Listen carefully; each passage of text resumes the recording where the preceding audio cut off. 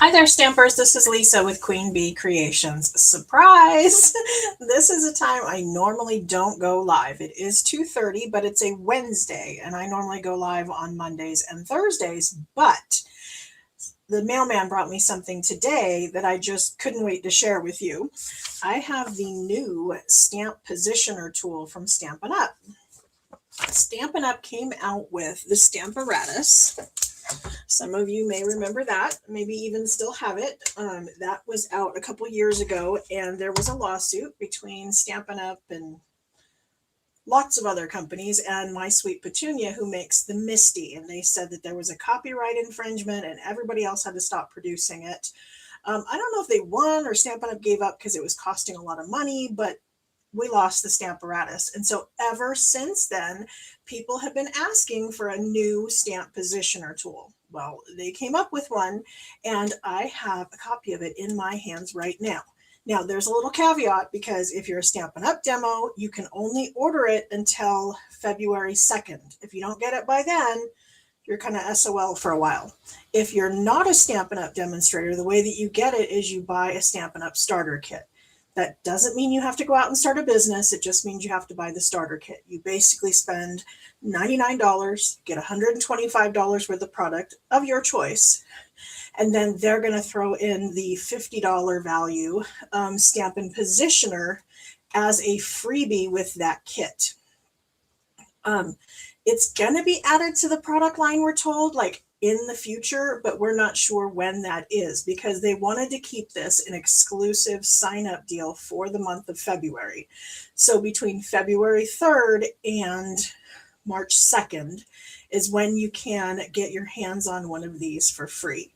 But let me show you all the fun stuff it does. Okay, here it is. And so it is called the Stampin' Positioner. It comes with some instructions, obviously. And then it has the platform. And this time, rather than being like swinging in from the edge on a hinge, it actually has little holes on this that are going to match up with these. And then these are little springs on the other side. And these are springs as well. These two posts here are springy. And then it has some magnets, and they've redesigned them where now they have a cover over them. And then they have this little flipped up tab. And you want to make sure you put them down the right way, because if they're upside down, that went really flush. I don't know if you can see that. But see, the one kind of hangs up a little bit so you can grab hold of it, whereas the other one goes super flat.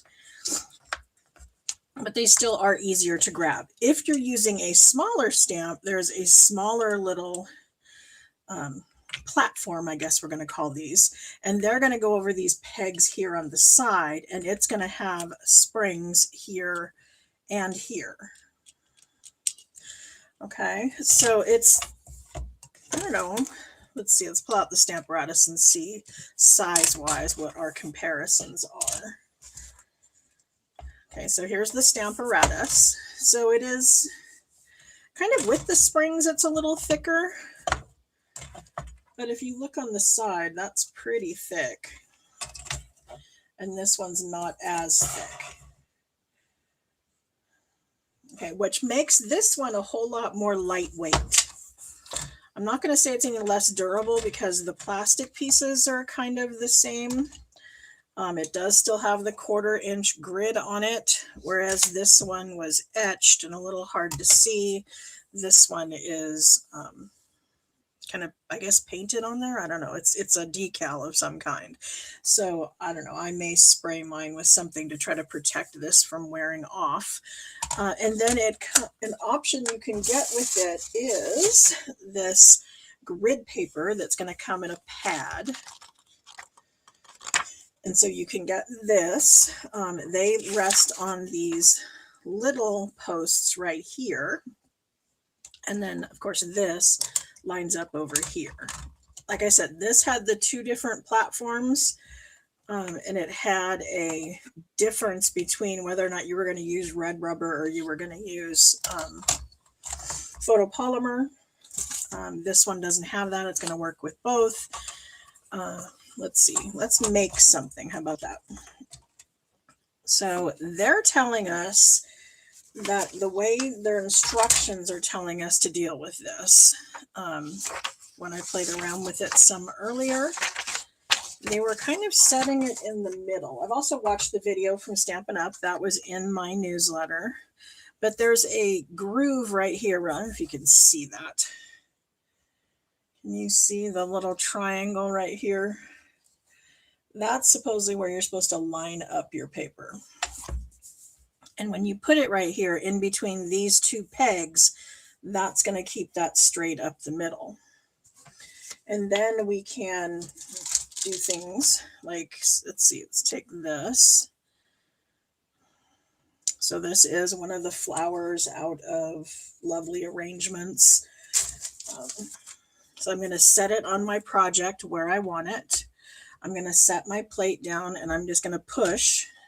Okay, and that lifted up my piece. Oh, and I need my magnets. So let's go ahead and put our magnets on either side. Okay, now my stamp is on here. And I picked it up with the platform, so it's going to go back down and stamp where I want it to. So let's come in with some ink. And this is where the Stampin' Spots would be like a great idea. And platforms like this is why I cut my Simply Chamois into 1/4 inch, or 1/4 of the pad, because they are easier to clean on this. But now it's not touching, right? I set it down, I lifted my hands, there's nothing on there, it's sitting on the springs.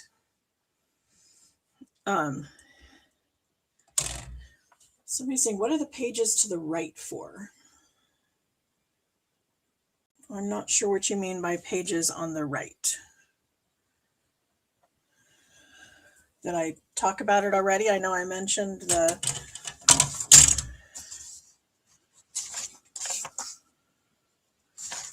I don't know. These things? Was it the grid paper?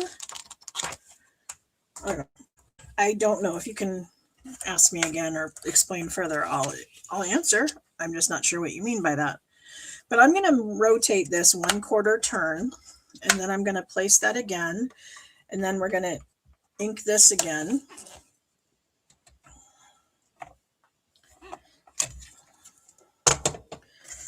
And then we can move it and ink again.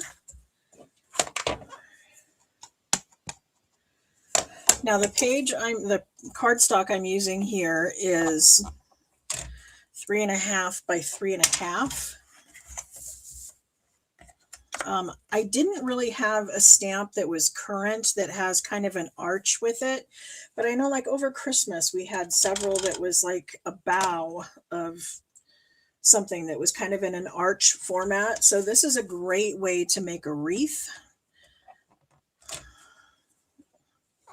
Okay, so I went around and I just did 4 of them, and that's going to give me an equal distance all the way around. The pegs on the right.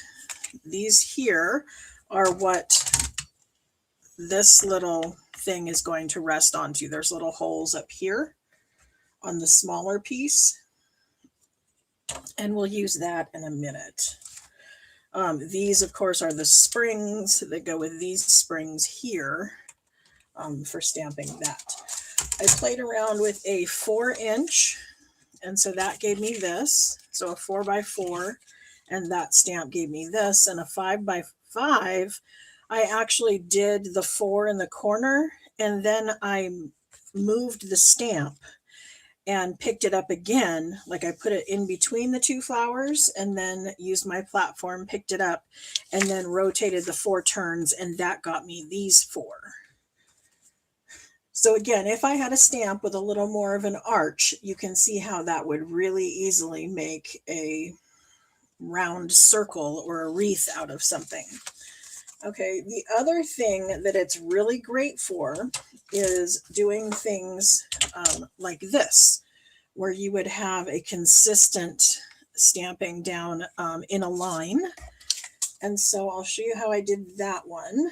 So I'm going to come in with a piece of cardstock that is 3 3/4 by 5.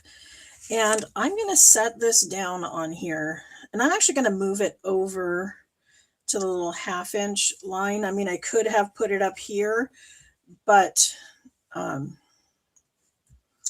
I want to start out by stamping in the middle.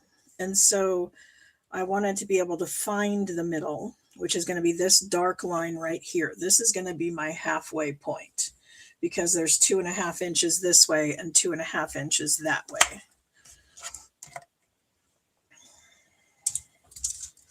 And then let's come in with our larger one.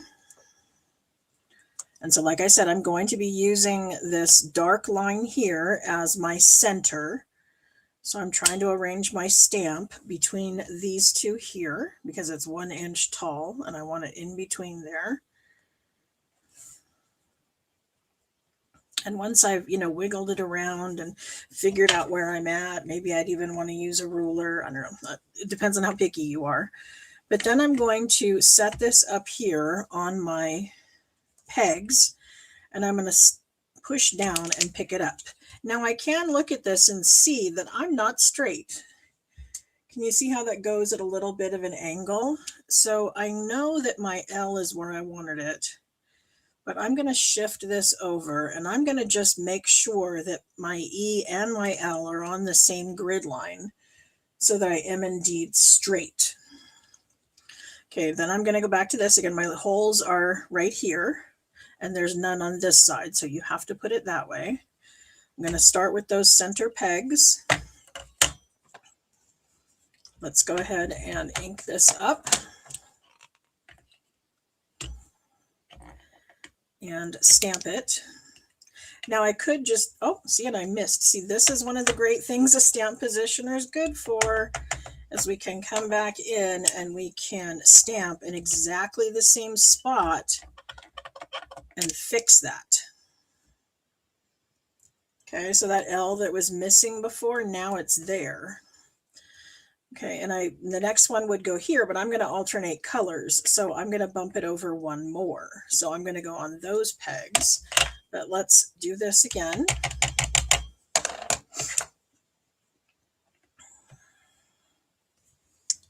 Oop, and it's going to run off the edge just a little bit.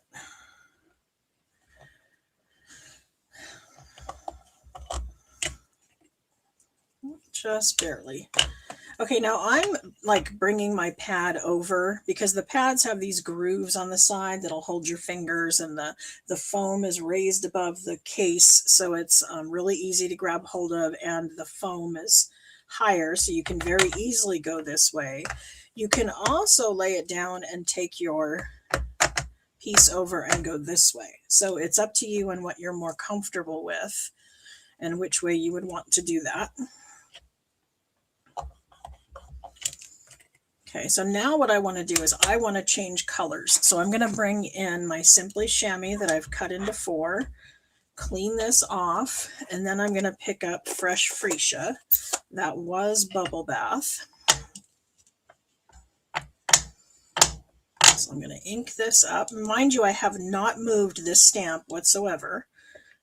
I'm just setting it down on different pegs. And then we're going to press down.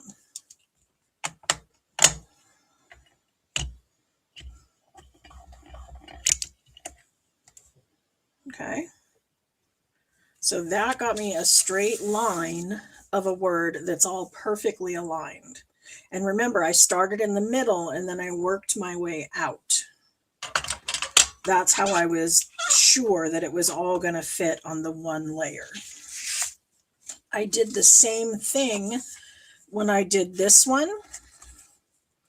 When I did this one, I set it on those lines once again. And I don't know if you saw that, my magnets like jumped together and they didn't break. I think that's pretty amazing because I have broken magnets from the other one. My Stamparatus, I even put little duct tape handles around them and they still snapped together and broke. So that was one of the things that they fixed with this. Now you saw when I did that other one, I did these 2 pegs, then these 2, and then these 2. And that's what got me my 1-inch word. But because this is like half of an inch, it's going to be a little different. So let's bring in a smaller word. And again, I'm going to start in the middle. So I'm going to pick that dark line at my 2.5. I'm going to set my stamp down. I'm going to bring in my mini platform.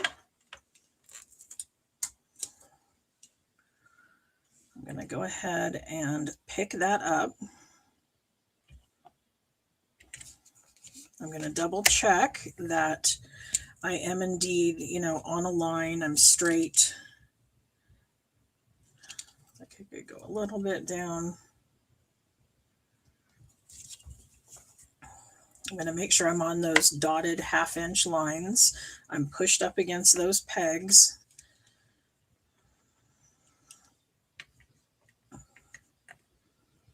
And I'm starting in the middle. Okay. Let's see, I want to go these two. And then I'm going to do these two.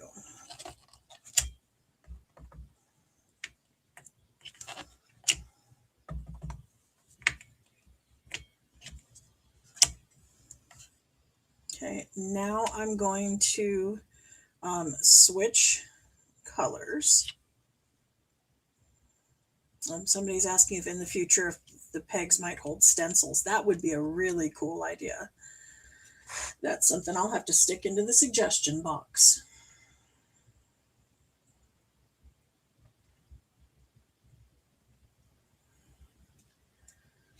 Very cool idea.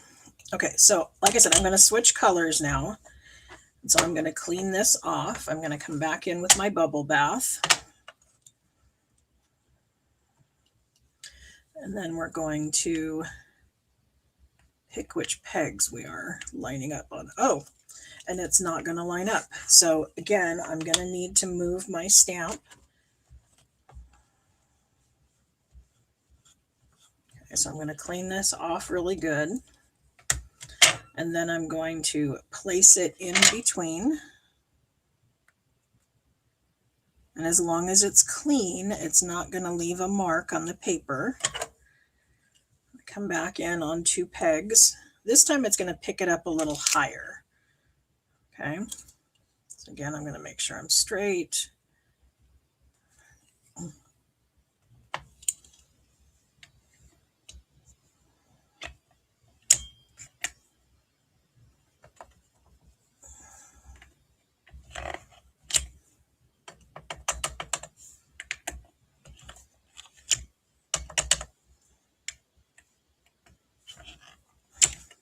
And I guess it would have been better if I had waited for it to dry. There's a little mark right there, but that's because that's where it was wet. Because I didn't wait for it to dry. But there is our consistent in a row stamping. Okay, the other thing it's going to be really great for is stamps like this, where they are parts and pieces that need to be aligned and put together. Kind of our 2-step stamping idea. So for something like that, we would put in our layer, decide where we want it to go. We can, like I said, use the pegs up here and keep it at that diagonal, or we could lay it straight and just keep it on a line. But then we're going to set this down. Now I have the little thing here where I had set my stamps into it.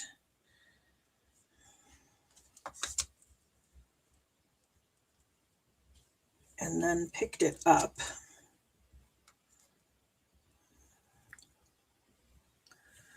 So if I was to do that and stamp it, then it's going to be perfectly aligned and fit into the punch. But this time we're not actually aligning on the punch, so that's just to show you how that was done before. But we're going to decide where we want our bee to go. And then we're going to pick it up.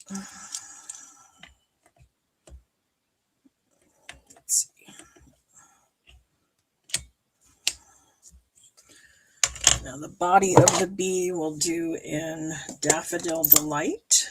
Oops. I only want the one stamp. Okay, now this is one of those things where it's a solid stamp and it's probably not going to give me a really solid image. So I'm probably going to want to come back in and give this a second coating of ink and stamp again. And that's going to give me a very bold yellow. Okay, then I'm going to come in with my black. And again, I'm going to just kind of arrange this where I want it to be. And this is going to be in black. And black is one of those colors that's kind of notorious for not giving a really great image. Okay. Apparently I didn't pick a good place on there. So I'm going to move to this one because I want the whole stamp to pick up on there.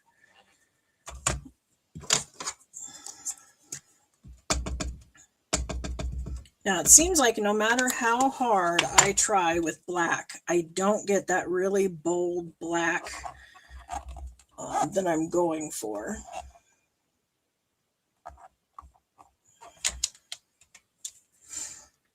So I mean it's black, but it's not dark, dark black like I'm looking for. So I'm going to do this again.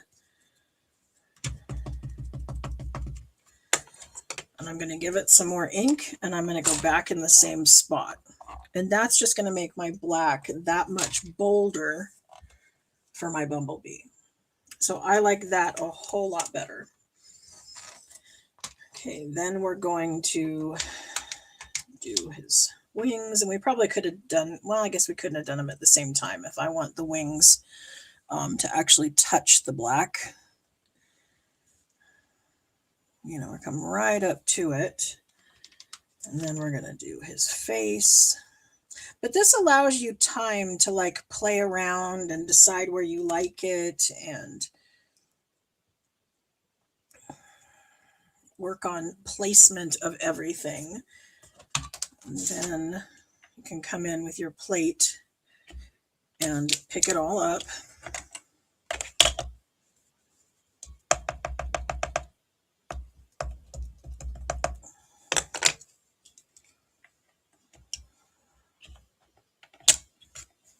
Oops, and I pushed a little too hard. That's one of the things with our smaller stamps. We don't want to push too hard. So he's got kind of a mush face. But I think you're getting the idea on how this works.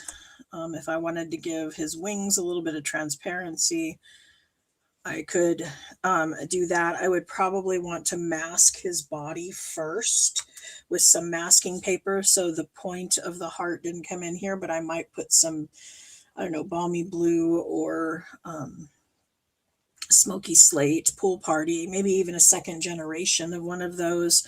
I just wanted to, I would want to mask off the body first to not get the bottom of that heart. But I think you're getting the idea of we can build things, you know, and make it aligned better. We can do repetitive stamping. We can do that with large words. We can do it with smaller words. We can do things in a ring. And there's more. There's so much more we can do with the stamp positioning tool. And I'm really excited that Stampin' Up! Finally came out with one that, you know, we're happy with. It's good quality. It does great things.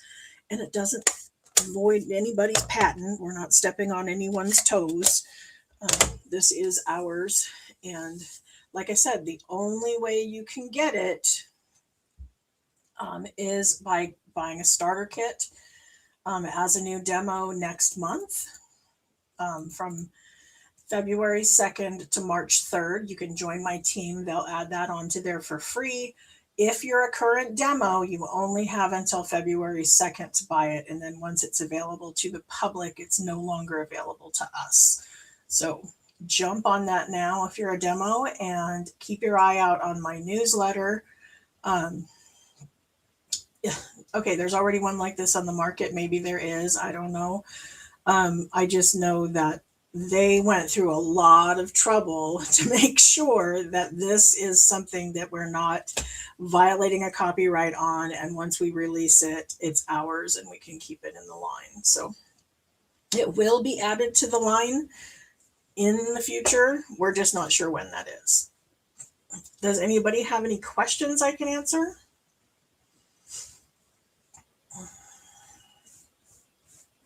Donna is saying to laminate one of the grid sheets. Yeah, absolutely. You could do that. Just note that if you get a little bit of ink on it, you want to wipe it off of the laminate because it will stay on the surface. So the next time you put paper down on top of it, it may transfer that ink to your project. So if you stamped off the edge of something and got a little ink on your laminated grid sheet, be very careful that you clean that off before you set more paper on it. So thank you for joining me. Like I said, this was a surprise. It came in the mail today and I couldn't wait to play with it. And then once I did, I was excited to show it to you guys. So there it is. You're going to want to come back tomorrow. Tomorrow is my regular day for going live at 2:30, and I'm going to be doing 3D projects. So I've got some little treat holders, and that's what we're doing tomorrow. So I'll see you tomorrow. Thanks. Bye.